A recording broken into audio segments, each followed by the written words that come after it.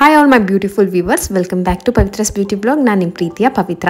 Good morning. ಇವಾಗ 4:15 ಆಗಿದೆ.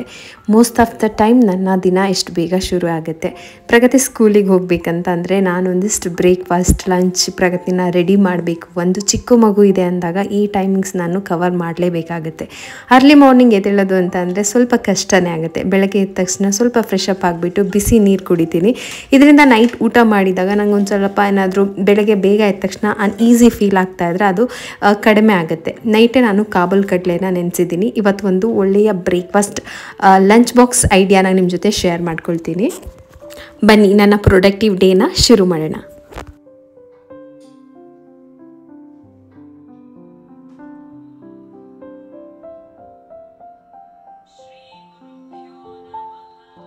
Breakfast ಅನ್ನೋದು most important meal of the day ಅಂತಲೇ ಹೇಳ್ಬೋದು. ನನ್ನ ಮಕ್ಕಳಿಗೆ ಅಂತ ಅಂದರೆ ಏನಾದರೂ ನಾನು ಬ್ರೇಕ್ಫಾಸ್ಟ್ ಮಾಡಿದ್ರೆ ಒಂದು ಹೆಲ್ದಿಯಾಗಿರಬೇಕು, ಅವರನ್ನು ಇಡೀ ದಿನ ಆ ಒಂದು ಎನರ್ಜಿಯನ್ನು ಕಾಪಾಡೋ ಹಾಗಿರಬೇಕು. ಆ ಥರ ನಾನು ಟ್ರೈ ಮಾಡ್ತಿರ್ತೀನಿ. ಸೊ ಇಲ್ಲಿ ನಾನು ಬೆಳಗ್ಗೆ ಪ್ರಗತಿಗೆ ಸೋಯಾ ಕರಿ ಮಾಡ್ತಾಯಿದ್ದೀನಿ. ಅದಕ್ಕೆ ಬಿಸಿ ನೀರಲ್ಲಿ ಚೆನ್ನಾಗಿ ಬಾಯ್ಲ್ ಮಾಡ್ಕೊಳ್ತೀನಿ. ಸೋಯಾನ ಈರುಳ್ಳಿ ಕಟ್ ಮಾಡಿ ಇಟ್ಕೊತಾ ಇದ್ದೀನಿ. ಜಾಸ್ತಿ ಕಟ್ ಮಾಡೋ ಅಂಥ ಕೆಲಸ ಏನಿಲ್ಲ, ಇದಕ್ಕೆ ಈಸಿಯಾಗಿ ಮಾಡ್ಕೊಳ್ಬೋದು. ಬಾಣಲಿಗೆ ಸ್ವಲ್ಪ ಎಣ್ಣೆ, ಜೀರಿಗೆ ಹಾಕ್ಕೊಂಡಿದ್ದೀನಿ. ಸ್ವಲ್ಪ ಬೆಳ್ಳುಳ್ಳಿಯನ್ನು ಜಜ್ಜಿಟ್ಕೊಳ್ತಾ ಇದ್ದೀನಿ. ಬೆಳ್ಳುಳ್ಳಿ, ಈರುಳ್ಳಿ, ಹಸಿರು ಮೆಣಸಿನ್ಕಾಯಿ ಹಾಕ್ಕೊಂಡು ಚೆನ್ನಾಗಿ ಫ್ರೈ ಮಾಡ್ಕೊಳ್ಬೇಕು. ಇದಕ್ಕೆ ಸ್ವಲ್ಪ ಕಸೂರಿ ಮೇಥಿ ಹಾಕ್ಕೊಳ್ಳೋದು ಕ್ವಿಕ್ ರೈಸ್ ರೆಸಿಪಿ ಅಂತ ಹೇಳ್ಬೋದು, ಬಟ್ ಅಷ್ಟೇ ಆರೋಗ್ಯಕರವಾಗೂ ಇರುತ್ತೆ. ಇದಕ್ಕೆ ನೆನೆಸಿಟ್ಟಿರೋ ಅಕ್ಕಿ ಹಾಕ್ಕೊಂಡಿದ್ದೀನಿ. 1 ಸ್ಪೂನಷ್ಟು ಗರಂ ಮಸಾಲ, ಉಪ್ಪು ಹಾಕ್ಕೊಂಡಿದ್ದೀನಿ. ಅದಕ್ಕೆ 2 ವಿಜಿಲ್ ಮಾಡಿದಂಥ ಕಾಬೂಲ್ ಕಡಲೆಯನ್ನು ಹಾಕ್ಕೊಂಡು ನೀರನ್ನು ಹಾಕ್ಕೊತಾ ಇದ್ದೀನಿ. ಸೇಮ್ ಪಲಾವ್ ಥರ, ಆದರೆ ಕ್ವಿಕ್ಕಾಗಿ ಆಗಿಬಿಡುತ್ತೆ. ರೈಸ್ ಕೂಡ ತುಂಬ ಚೆನ್ನಾಗಿರುತ್ತೆ. ನನ್ನ ಮಗಳ ಫೇವ್ರೇಟ್, ನೀವು ಕೂಡ ಟ್ರೈ ಮಾಡಿ. ಇದಕ್ಕೆ ನಾನು ಕಾಂಬಿನೇಷನ್ ಆಗಿ ಸೋಯಾ ಗ್ರೇವಿ ಮಾಡ್ತಾಯಿದ್ದೀನಿ. ಪ್ಯಾನ್ಗೆ ಸಾಸಿವೆ, ಜಜ್ಜಿಟ್ಟಿದ್ದಂಥ ಬೆಳ್ಳುಳ್ಳಿ, ಈರುಳ್ಳಿ, ಅದರ ಜೊತೆಗೆ ಸ್ವಲ್ಪ ಉಪ್ಪು ಹಾಕ್ಕೊಂಡಿದ್ದೀನಿ. 4 ಹಸಿರು ಮೆಣಸಿನ್ಕಾಯಿ ಹಾಕ್ಕೊತಾ ಇದ್ದೀನಿ. ಅರಿಶಿನ, ಖಾರದ ಪುಡಿ, ಧನಿಯಾ ಪುಡಿ, ಹಾಗೆ ಸ್ವಲ್ಪ ಗರಂ ಮಸಾಲ ಇಷ್ಟನ್ನು ಹಾಕಿ ಚೆನ್ನಾಗಿ ಮಿಕ್ಸ್ ಮಾಡಿಕೊಂಡು 2ರಿಂದ 3 ಟೊಮೊಟೊನ ಸಣ್ಣದಾಗಿ ಕಟ್ ಮಾಡಿ ಹಾಕ್ಕೊಳ್ತಾ ಇದ್ದೀನಿ. ಟೊಮೊಟೊ ಎಲ್ಲ ಸಾಫ್ಟ್ ಆಗೋ ತನಕ ಬೇಯಿಸ್ಕೋಬೇಕು. ಅದಕ್ಕೆ ನಾನು ಬೇಯಿಸಿ ನೀರನ್ನು ಹಿಂಡಿ ತೆಗೆದಿದ್ದಂತಹ ಸೋಯಾನ ಹಾಕ್ಕೊಳ್ತಾ ಇದ್ದೀನಿ. ಸೋಯಾದಲ್ಲಿ ಪ್ರೋಟೀನ್ ಅಂಶ ಜಾಸ್ತಿ ಇರುತ್ತೆ. ಸೊ ಇದನ್ನು ನಾವು ವಾರದಲ್ಲಿ ಒಂದಿನ ಮಕ್ಕಳ ಡಯಟಲ್ಲಿ ಇನ್ಕ್ಲೂಡ್ ಮಾಡ್ಕೋಬೋದು. ಇದಕ್ಕೆ ಕಾಯನ್ನು ತುರಿದು ಹಾಲನ್ನು ಮಾತ್ರ ಹಾಕ್ಕೊಂಡಿದ್ದೀನಿ. ತೆಂಗಿನ ಹಾಲನ್ನು ಹಾಕಿ ಒಂದು ಕುದಿ ತೆಗೆದ್ರೆ ಗ್ರೇವಿ ರೆಡಿ ಆಗುತ್ತೆ. ಈ ರೈಸ್ ಜೊತೆಗೆ ಒಂದು ಒಳ್ಳೆ ಕಾಂಬಿನೇಷನ್ ಕಾಬೂಲ್ ಕಡಲೆ, ಸೋಯಾ ತುಂಬ ಚೆನ್ನಾಗಿರುತ್ತೆ ಮಕ್ಕಳಿಗೆ. ಅದಕ್ಕೆ ನಾನು ಕಡಲೆ ಬೀಜನ ಹುರಿದ್ಬಿಟ್ಟು ಕೊಟ್ಟಿದ್ದೀನಿ. ಇದ್ರ ಜೊತೆಗೆ ಒಂದು ಸ್ವಲ್ಪ ಫ್ರೂಟ್ಸ್ ಹಾಕ್ಕೊಟ್ರೆ ಒಂದು ಹೆಲ್ದಿ ಲಂಚ್ ಬಾಕ್ಸ್ ರೆಡಿ ಆಯಿತು. ಆದಷ್ಟು ನಾನು ಬ್ಯಾಲೆನ್ಸ್ ಆಗಿರುವಂತಹ ಒಂದು ಅಡುಗೆಯನ್ನು ಎಲ್ಲ ರೀತಿಯಾದಂತಹ ನ್ಯೂಟ್ರಿಷನ್ಸ್ ಇರೋ ಹಾಗೆ ನಾನು ಟ್ರೈ ಮಾಡ್ತೀನಿ. ಯಾಕೆಂದರೆ ಬೆಳಗ್ಗೆ ಅಷ್ಟು ಬೇಗ ಹೋಗಿದ್ರೆ ಅವ್ರಿಗೊಂದು ಎನರ್ಜಿ ಇರಬೇಕಲ್ವ. ಹಾಗಾಗಿ ಪ್ರೀತಮ್ ನೆಕ್ಸ್ಟ್ ಅದಾದ ತಕ್ಷಣ ಪ್ರೀತಮ್ ರೂಟೀನ್ ಸ್ಟಾರ್ಟ್ ಆಗುತ್ತೆ.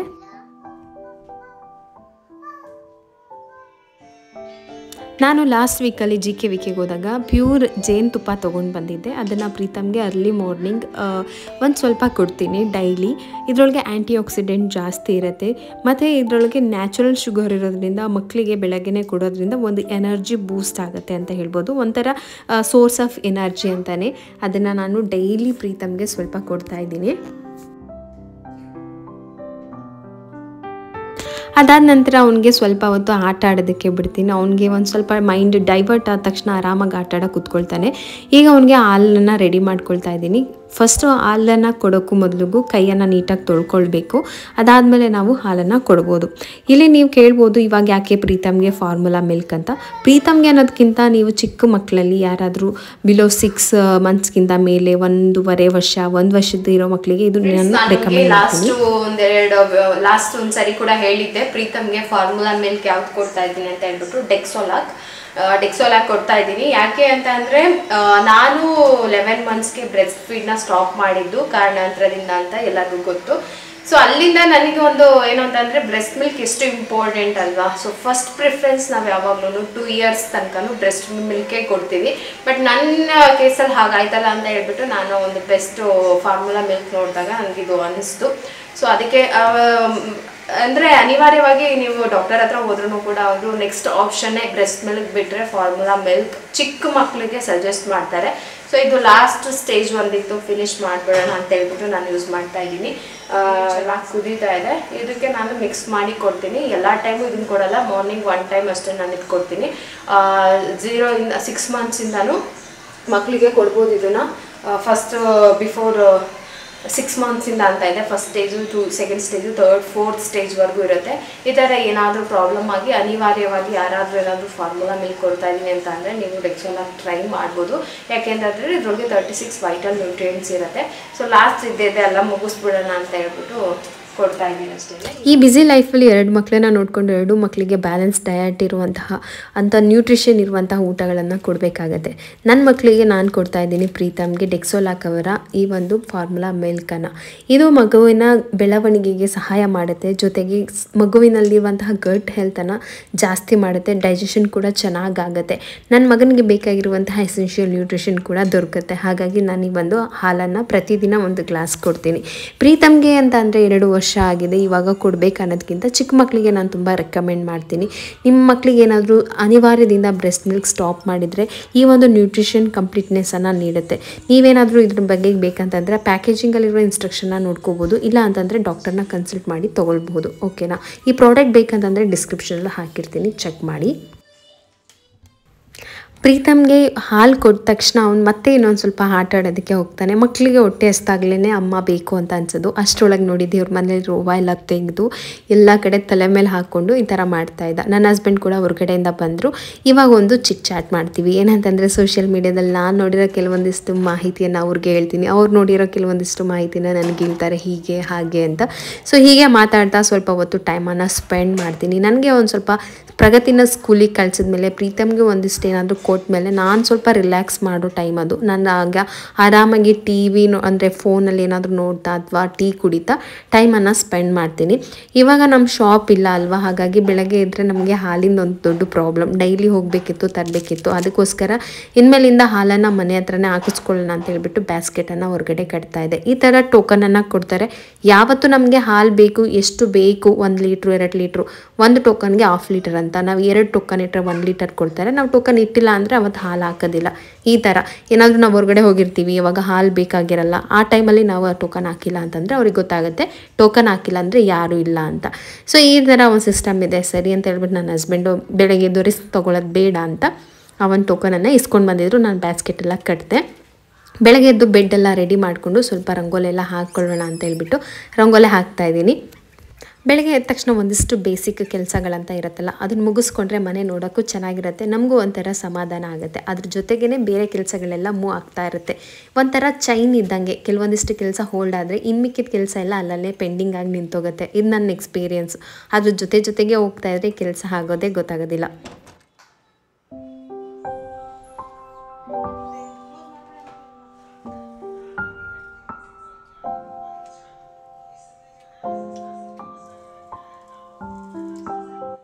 ಒಂದು ಲೋಡ್ ಬಟ್ಟೆ ಹಾಕಿ ಒಣಗಾಕಿದ್ಮೇಲೆ ಒಣಗಾಕಿರೋ ಬಟ್ಟೆ ಎಲ್ಲ ಮಡ್ಚಿಕ್ಕೋದು. ಸೊ ಈ ಥರ ಒಂದು ಚೈನು, ಅದನ್ನು ಹಂಗಂಗೆ ಕಂಟಿನ್ಯೂ ಮಾಡ್ತಾಯಿದ್ರೆ ಕೆಲಸಗಳು ಹಂಗಂಗೆ ಫಿನಿಶ್ ಆಗ್ತಾ ಇರುತ್ತೆ. ಇಲ್ಲ ಅಂತಂದರೆ ಹಂಗಂಗೆ ಪೆಂಡಿಂಗ್ ಆಗುತ್ತೆ.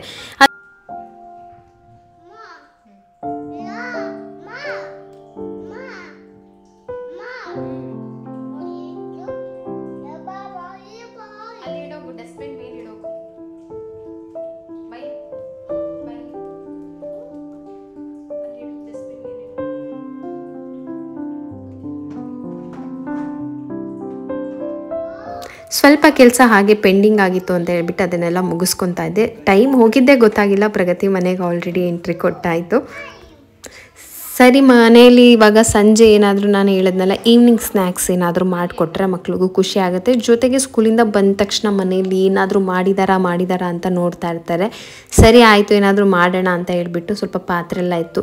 ನನಗೆ ದೊಡ್ಡ ಕೆಲಸನೇ ಪಾತ್ರೆ. ನೀವೇ ನೋಡ್ತಿದ್ರಲ್ಲ, ಸಿಂಕ್ ತುಂಬ ಪಾತ್ರೆ ಇರುತ್ತೆ, ಅದನ್ನೆಲ್ಲ ಕ್ಲೀನ್ ಮಾಡಿಕೊಂಡು ಇದಿತ್ತು ಏನು ಹೂಕೋಸು, ಅದ್ರೊಳಗೆ ಏನಾದರೂ ಮಾಡಿಕೊಡೋಣ ಸ್ನ್ಯಾಕ್ಸ್ ಅಂತ ಮಾಡ್ತಾಯಿದ್ದೀನಿ. ಸ್ನ್ಯಾಕ್ಸ್ ರೆಸಿಪಿ ಏನಾದ್ರೂ ನನ್ನ ಮಗಳಿಗೆ ಸಿಂಪಲ್ಲಾಗಿ ಕ್ವಿಕ್ಕಾಗಿ ಮಾಡಿಕೊಟ್ರೆ ತುಂಬ ಖುಷಿ. ನಮಗೂ ಕೂಡ ಟೀ ಟೈಮ್ ಅಲ್ವಾ, ಒಂದಿಷ್ಟು ಏನಾದರೂ ಬೇಕಾಗತ್ತೆ ಅಂತ ಅನಿಸುತ್ತೆ. ಆದರೆ ಹೂಕೋಸಲ್ಲಿ ಹುಳ ಜಾಸ್ತಿ ಇರುತ್ತೆ, ಆದಷ್ಟು ನೋಡಿ ಕೇರ್ಫುಲ್ಲಾಗಿ ಕ್ಲೀನ್ ಮಾಡ್ಕೋಬೇಕು.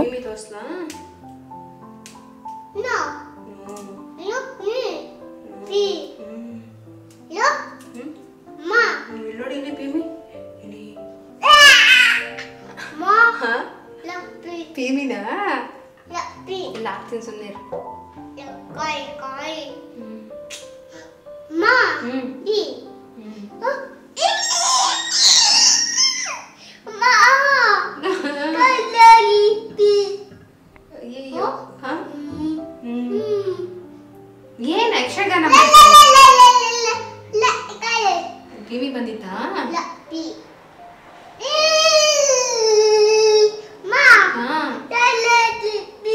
ಎಲ್ಲ ಓಡಿಸ್ತಾ Lucky.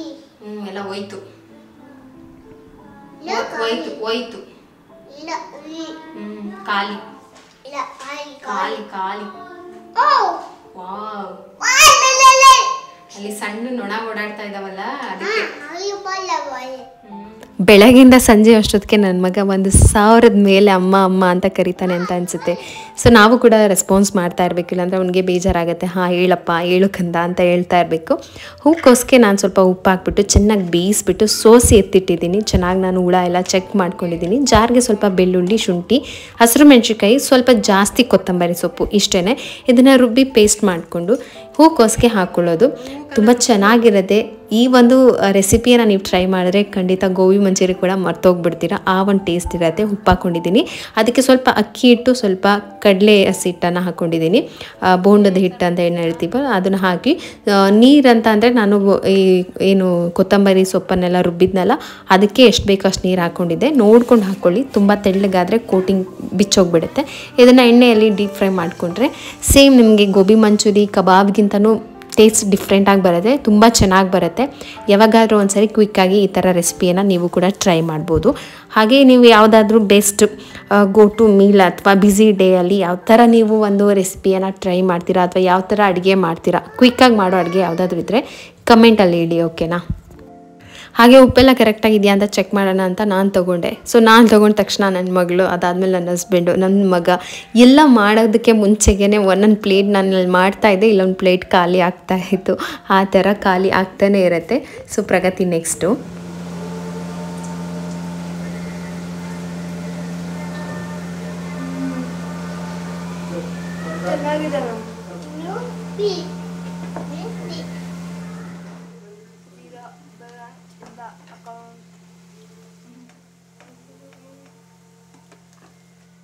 ಮನೆಯಲ್ಲಿ ಅವರಿದ್ದರೆ ಸಂಜೆ ಟೈಮ್ ಬರ್ತಾರೆ, ಕೆಲವೊಂದು ಸರಿ ಬೇಗ ಬಂದಾಗ ನಾನೇನಾದರೂ ಸ್ನ್ಯಾಕ್ಸ್ ಮಾಡಿರ್ತೀನಿ, ಅವ್ರು ನನಗೋಸ್ಕರ ಅಂತ ಟೀ ಮಾಡಿಕೊಡ್ತಾರೆ. ಸೊ ಈ ಥರ ಮಾರ್ನಿಂಗ್ ಟೈಮಲ್ಲೂ ಅವ್ರೇನಾದರೂ ಫ್ರೀ ಇದ್ದರೆ ನನಗೆ ಇಷ್ಟ ಅಂತ ಹೇಳಿ ಟೀ ಅಂತೂ ಮಾಡಿಕೊಡ್ತಾರೆ.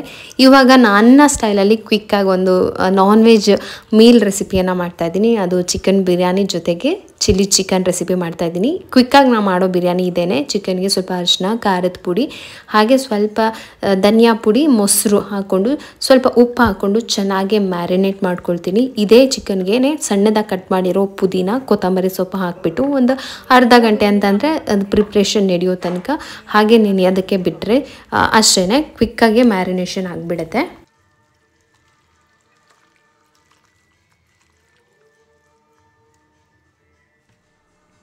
ಇನ್ನು ಕುಕ್ಕರ್ಗೆ ಸ್ವಲ್ಪ ಎಣ್ಣೆ, ಬಿರಿಯಾನಿ ಐಟಮ್ ಎಲ್ಲನೂ ಹಾಕ್ಕೊಳ್ಬೋದು. ಅದಕ್ಕೆ ಸ್ವಲ್ಪ ಈರುಳ್ಳಿ ಹಾಕ್ಕೊಂಡು ಚೆನ್ನಾಗಿ ಫ್ರೈ ಮಾಡ್ಕೊಂಡಿದ್ದೀನಿ. ಒಂದು 4 ಹಸಿರು ಮೆಣಸಿನ್ಕಾಯಿ ಕೂಡ ಹಾಕ್ಕೊಳ್ತಾ ಇದ್ದೀನಿ, ಸ್ವಲ್ಪ ಟೊಮೊಟೊ.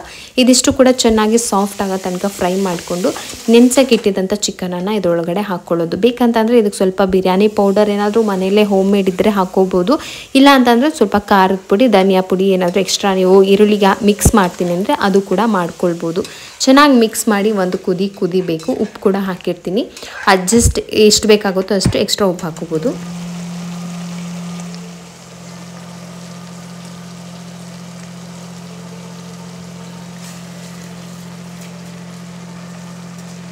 ಇನ್ನು ಇದಕ್ಕೆ ನಾನು ನೆನೆಸಿರುವಂಥ ಅಕ್ಕಿ ಹಾಕ್ಕೊಂಡು ವಿಜಿಲನ್ನು ಹಾಕ್ಕೊಂಡ್ರೆ ಬಿರಿಯಾನಿ ರೆಡಿ ಆಗಿಬಿಡುತ್ತೆ.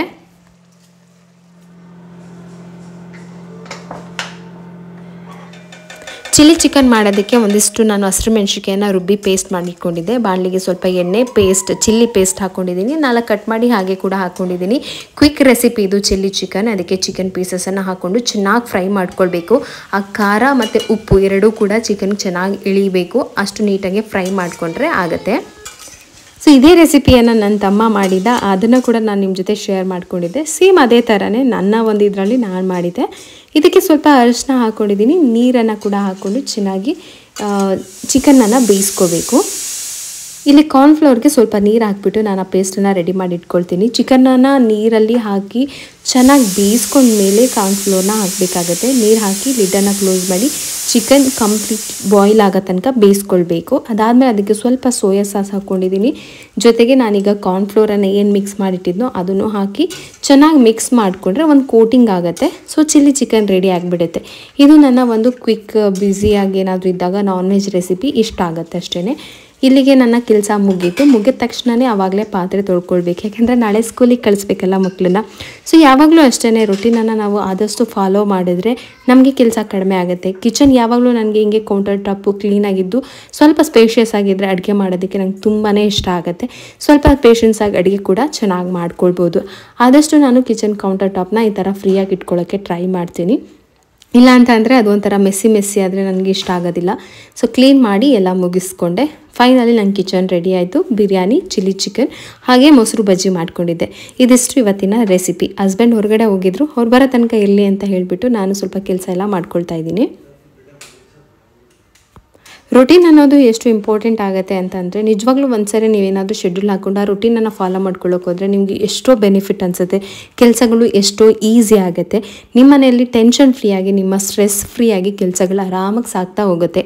ಎಲ್ಲದಕ್ಕೂ ಸಮಯ ಸಿಗುತ್ತೆ, ನಮಗೂ ಕೂಡ ಒಂದಿಷ್ಟು ಸಮಯ ಸಿಗುತ್ತೆ. ಹಾಗಾಗಿ ನಾನು ಆದಷ್ಟು ರೊಟೀನನ್ನು ಫಾಲೋ ಮಾಡ್ತೀನಿ, ಜೊತೆಗೆ ರೊಟೀನ್ ವ್ಲಾಗ್ಸ್ಗಳನ್ನು ಮಾಡ್ತಾ ಇರ್ತೀನಿ. ಇವೇನೋ ಸ್ಪ್ರೇ ಅಂತ ತೊಗೊಂಡು ಬಂದಿದ್ರು, ಏನೋ ಲೀವ್ಸು ಶೈನ್ ಆಗುತ್ತಂತೆ ಎಲೆಗಳ ಮೇಲೆ ಸ್ಪ್ರೇ ಮಾಡಿದ್ರೆ ಅಂತ. ನನಗೆ ಗೊತ್ತಾಗಲಿಲ್ಲ, ಸುಮ್ಮನೆ ಜಸ್ಟ್ ಅದನ್ನು ಶೇಕ್ ಮಾಡಿಬಿಟ್ಟು ಸ್ಪ್ರೇ ಮಾಡೋದಷ್ಟೇ. ಅದರಲ್ಲಿ ಮತ್ತು ಈ ಹುಳಗಳೇನಾದರೂ ಇದ್ದರೆ ಅದು ಕೂಡ ಕಂಟ್ರೋಲ್ ಆಗುತ್ತೆ ಅಂತ ಹೇಳಿದ್ರು. ನಮ್ಮ ಮೊನ್ನೆ ಹೋಗಿ ನರ್ಸರಿಯಿಂದ ಒಂದು ಪ್ಲ್ಯಾಂಟ್ ತೊಗೊಂಡು ಬಂದೆಲ್ಲ, ಆ ನರ್ಸರಿ ಅವರು ಕೊಟ್ಟರು ಅಂತ ಹೇಳ್ಬಿಟ್ಟು ನಮ್ಮ ಮನೆಯವ್ರು ತೊಗೊಂಡು ಬಂದು ಸರಿ ಟ್ರೈ ಮಾಡೋಣ ಅಂತ ಸ್ಪ್ರೇ ಮಾಡಿದೆ. ತುಂಬಾ ಶೈನಿಂಗ್ ಆಗ್ತಾಯಿತ್ತು, ತುಂಬ ಚೆನ್ನಾಗಿ ಕಾಣಿಸ್ತಾ ಇತ್ತು. ಇಂಡೋರ್ ಪ್ಲ್ಯಾಂಟ್ನ ಮೇಂಟೈನ್ ಮಾಡೋದಕ್ಕೆ ಒಂದು ಒಳ್ಳೆ ಪ್ರಾಡಕ್ಟ್ ಅಂತ ಅನ್ನಿಸ್ತು. ಸೊ ಇದೆಲ್ಲ ನಾವು ಆನ್ಲೈನಿಂದ ತಂದಿಲ್ಲ, ನೀವೆಲ್ಲಾದರೂ ಆನ್ಲೈನಲ್ಲಿ ಸರ್ಚ್ ಮಾಡಿದ್ರೆ ಈ ಥರ ರಿಲೇಟೆಡ್ ಪ್ರಾಡಕ್ಟ್ಸ್ ನಿಮಗೆ ಸಿಗ್ಬೋದು. ಸರಿ ಪೇಂಟ್ ಮಾಡೋದಕ್ಕೆ ಅಂತ ಹೇಳ್ಬಿಟ್ಟು ಕಲರ್ ತೊಗೊಂಡು ಬಂದೆ. ಮನೆಗೆ ಬಂದಮೇಲೆ ಆ ಕಲರ್ನ ನಾನು ನೋಡೇ ಇದ್ದಿದ್ದಿಲ್ಲ. ಸೊ ಅದನ್ನು ನೋಡಬೇಕು ಹೆಂಗಿದೆ ಅಂತ ಹೇಳಿ. ಸೊ ನಾನಂತೂ ವೆಯ್ಟ್ ಮಾಡ್ತಾ ಇದ್ದೀನಿ, ಯಾವಾಗ ಪೇಂಟ್ ಮಾಡ್ತೀವಿ, ಯಾವಾಗ ಡೆಕೋರ್ ಮಾಡ್ತೀವಿ ಅಂತ ಹೇಳಿಬಿಟ್ಟು. ನನಗಿದ್ರಲ್ಲೆಲ್ಲ ತುಂಬ ಅಂದರೆ ತುಂಬ ಇಂಟ್ರೆಸ್ಟ್. ಏನಾದರೂ ಮೇಕ್ ಓವರ್ ಮಾಡೋದು, ಆರ್ಗನೈಸ್ ಮಾಡೋದು, ಅದಕ್ಕೇನೋ ಒಂದು ಹೊಸತನ ಕೊಡೋದು, ಅದನ್ನು ಚೇಂಜ್ ಮಾಡೋದು, ಇದೆಲ್ಲ ನಂಗೆ ತುಂಬ ಇಷ್ಟ ಆಗುತ್ತೆ. ಈ ಸ್ಟಿಕ್ಕರ್ ಅಂಟಿಸ್ಬೇಕಾದ್ರೆ ತುಂಬ ಖುಷಿ ಇತ್ತು, ಬಟ್ ಇವಾಗ ತೆಗಿಬೇಕಾದಂದರೆ ಬೇಜಾರೇನಿಲ್ಲ, ಬಟ್ ಇನ್ನೊಂದು ಥರ ಹೊಸ ಥರ ಏನೋ ಬರುತ್ತೆ ಅಂತ ಖುಷಿ ನನಗೆ. ಸೊ ಹಾಗಾಗಿ ನಾನು ಆಯಿತು ಒಂದು 4ರಿಂದ 5 ವರ್ಷ ಆಯಿತು ಈ ಸ್ಟಿಕ್ಕರ್ ತೊಗೊಂಡು. ತುಂಬ ಕಡಿಮೆ ಪ್ರೈಸಲ್ಲಿ ನನಗೆ ಸಿಕ್ಕಿತ್ತು. ನಾನು ತುಂಬ ಚಿಕ್ಕ ಸೈಜ್ ಸಿಗುತ್ತೆ ಅಂದ್ಕೊಂಡಿದ್ದೆ, ಬಟ್ ನನಗೆ ಇದು ಸ್ವಲ್ಪ ದೊಡ್ಡದೇ ಸಿಕ್ಕಿತ್ತು. ವಾಲೆಲ್ಲ ತುಂಬ ಗಲೀಜಾಗಿದೆ. ಸೊ ಎಲ್ಲನೂ ನಾನು ಮೇಕ್ ಓವರ್ ಮಾಡ್ತೀನಿ. ಆ ವ್ಲಾಗ್ ಕೂಡ ಆದಷ್ಟು ಬೇಗ ಅಪ್ಲೋಡ್ ಮಾಡ್ತೀನಿ. ಈ ವ್ಲಾಗ್ ಇಷ್ಟ ಆಗಿದ್ರೆ ಲೈಕ್, ಶೇರ್, ಸಬ್ಸ್ಕ್ರೈಬ್ ಮಾಡೋದನ್ನು ಮರಿಬೇಡಿ.